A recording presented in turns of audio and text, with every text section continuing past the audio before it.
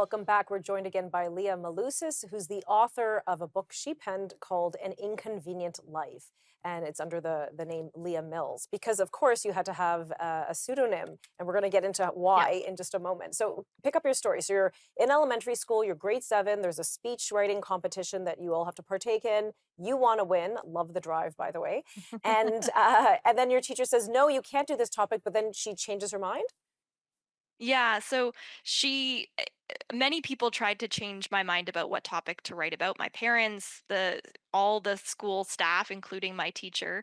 But I really, and actually they said if I wrote about this speech, I'd be eliminated from the competition just outright, that this was not something that could be shared.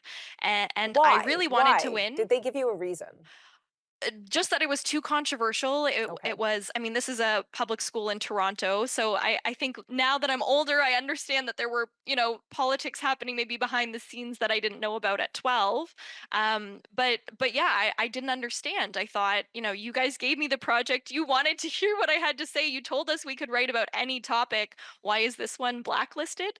So I pushed back and my teacher wasn't surprised, and ultimately I decided, know what, if I can't run in the competition, so be it. This is an issue that I have just learned about. I was also, I should say, in a gifted program, so we talked about child soldiers, slavery. We talked about Hmm. hard issues, so it wasn't something that would have been beyond the pale in terms of us hearing about it the age of 12 and 13. So I really felt a drive. I felt that there was an injustice taking place in our country, around the world, and I really just wanted to share that with my friends and let them know that, just as all these other issues we were learning about were problems in our world, this was a problem as well.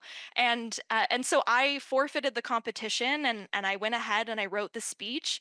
And when I presented it, my teacher was ultimately so impressed that she decided to put me back in the competition because she felt like I was the rightful winner. And the class voted. It was kind of a collective decision.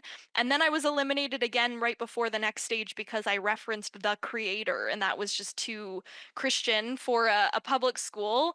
And it's funny because my teacher said, you'll have to remove these words, but it was originally kind of God's idea in my mind as to why I wrote the speech. So it felt almost like plagiarism for me to, take him out of the story. So I refused, again at the age of 12, and my teacher respected that, and she kind of pushed for me to continue in the competition. And so there was this back and forth, and I ended up learning about a lot more controversy that was happening behind the scenes with the principal, and I ultimately made it to the regional levels, and I did a good job as per the pro-choice viewers in the audience. But I ultimately didn't win.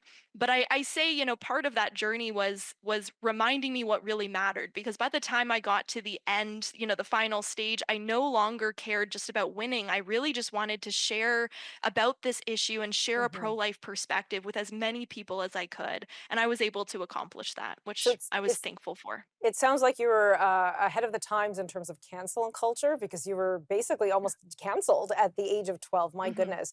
Okay, so the speech is over. Your mom then decides to turn it into a video and post it for some Yeah. friends and family to see through your brother's YouTube account, just some innocuous Yeah. kids account. Thing goes viral. How many people have seen the video of your speech? Yeah, so I think to date the original video, it's over 3 million, but it was also translated into many different languages. So I know there are videos in Portuguese and Spanish and other languages that are out there that also have millions of views as well, collectively. So it's been viewed by many people, and we actually were told that it was being used, in the school system in Malta. We sent hard copies all around the world because people became very excited about the video.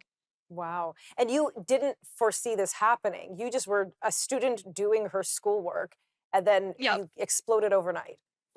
Yeah. Yeah, it Wow. wasn't part of the plan.